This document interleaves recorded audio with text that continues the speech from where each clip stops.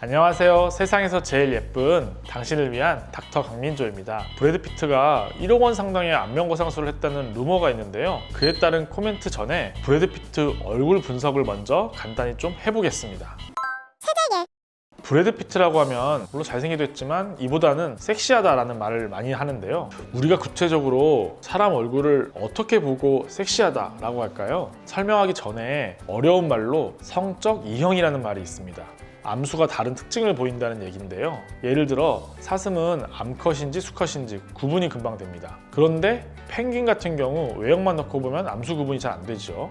즉 사슴은 성적 이형이 강한 종이고 펭귄은 성적 이형이 약한 종이다, 이렇게 볼 수 있겠죠.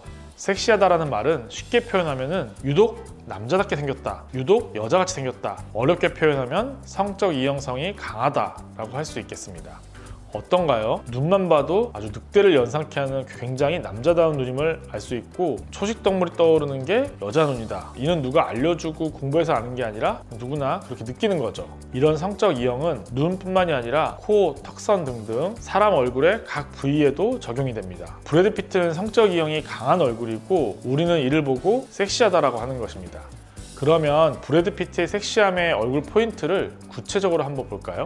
브래드 피트의 눈은 서구권 배우, 모델들에서 자주 볼 수 있는 눈으로 눈과 눈썹이 굉장히 가깝고 눈 모양도 직사각형입니다. 눈 각도 또한 살짝 틸팅, 기울어져 있어서 늑대를 연상케 하는 전형적인 포식자 같은 눈을 갖고 있죠. 이런 것 때문에 섹시하다고 느끼는 거죠.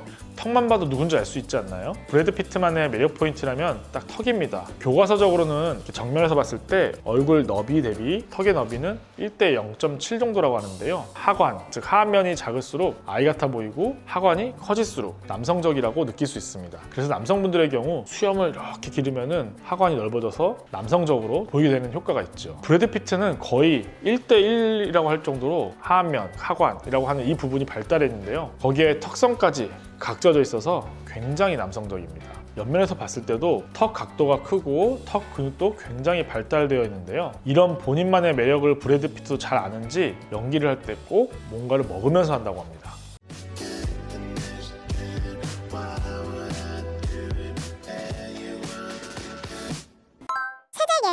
온라인상에서는 장두냐, 단두냐 뭐 이런 얘기들이 있는데 의학적인 얘기는 아니지만 이를 좀 의학적으로 풀이해보면요, 우리가 옆에서 봤을 때 눈과 코, 인중 여기에 해당하는 이 역삼각형 부분들이 페이셜 컨벡스 앵글이라고 해서 이제 얼마나 이제 불룩하냐 이걸로 보고 판별을 하는데, 여기를 이룬 요소는 나소 페이셜 앵글, 멘토 라비알 앵글이라고 할 수 있는데요. 나소는 이제 코거든요. 코랑 얼굴 사이의 각도입니다. 그리고 멘토 라비알 앵글이라고 하는 거는, 멘토라는 게 이 턱이거든요. 턱과 여기 아랫 입술 사이에 이 각도를 얘기하는 건데, 이게 합쳐져서 이제 얼만큼 얼굴이 볼록하냐 이런 거를 이루는 각도를 얘기하는데요. 눈마다 조금씩 차이는 있는데 각각의 이상적인 각도는 이렇다고 합니다.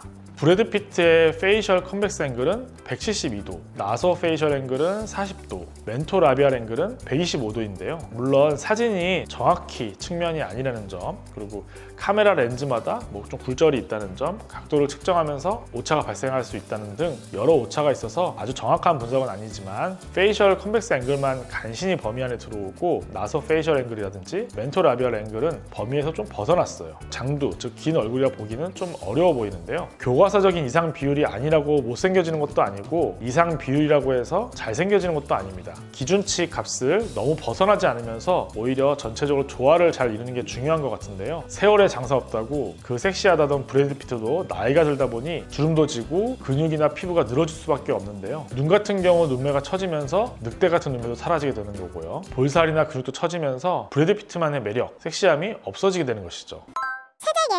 영국의 성형외과 의사 조니 배터리쩌라는 분이 브래드 피트가 안면거상 수술을 했다는 의혹을 제기했고, 브래드 피트 측에서는 아직 답을 하지 않고 있다고 합니다. 귀 주변에 흉터가 있다라는 증거를 제시하는데 화질이 안 좋아서 정확히는 잘 모르겠습니다. 그런데 얼굴이 전체적으로 리프팅된 것을 봤을 때 안면이나 목 전체에 모두 거상했다에 조심히 한 표 얻겠습니다. 수술을 했다는 가정하에 성형외과 의사로서 수술을 평하자면 전반적으로 리프팅이 아주 잘 된 것 같습니다. 특히 볼륨이 꺼져 있던 부분들도 잘 보완된 것 같은데요. 남자의 경우 짧은 머리를 할 수도 있는데 구렛나루도 안 날리고 수술 자국도 크게 눈에 띄지 않게 잘 한 것 같습니다. 다만 아쉬운 점이 살짝 있다면 브래드 피트가 나이가 현재 60이잖아요. 좀 더 일찍 했으면 어땠을까입니다. 이제 안면거상 수술이라는 게 20대처럼 젊은 나이에 뭐 일찍 할 수술은 아니긴 한데, 주름이라는 게 피부 겉에 표피층까지 자리를 잡으면은 종이처럼 아예 없어질 수가 없거든요. 그래서 노화가 너무 진행된 상태에서 수술을 하게 되면은 최종 수술 결과에는 아쉬움이 남을 수 있죠. 월드워 G 찍었을 때 그럴 때죠. 한 10에서 15년 정도? 그 정도만 좀 더 빨리 했었더라면 어땠을까라는 아쉬움이 있습니다. 그 정도는 아니고요. 미국 기준이라면 제 생각에는 그냥 8천만 원에서 한 1억 정도 들었을 것 같아요.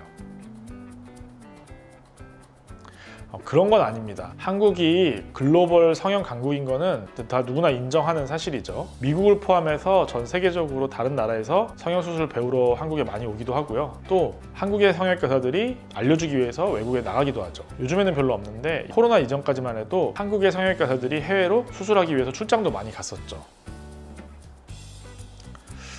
그렇죠. 실제로 교포분들 같은 경우에는 한국 사정을 잘 알고 한국이 익숙하고 하니까 이미 성형 수술을 받으러 한국에 많이 오고 있어요. 또 브래드 피트가 어떤 수술들을 정확히 했는지는 알 수 없지만 5성급 호텔을 며칠을 자고 비행값을 감안한다 하더라도 절대 1억이 안 나올 것 같아요. 물론 병원마다 가격 차이가 있고 환자마다 어떤 수술을 해야 되는지 플랜이 다를 수 있어서 정확한 가격을 측정하지는 못하겠지만, 대략적으로 미국 대비 한국에서는 수술비가 한 5분의 1에서 한 10분의 1 정도 나올 것 같아요.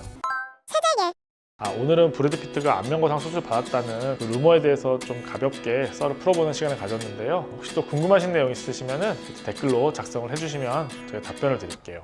지금까지 세상에서 제일 예쁜 당신을 위한 닥터 강민조였습니다. 감사합니다.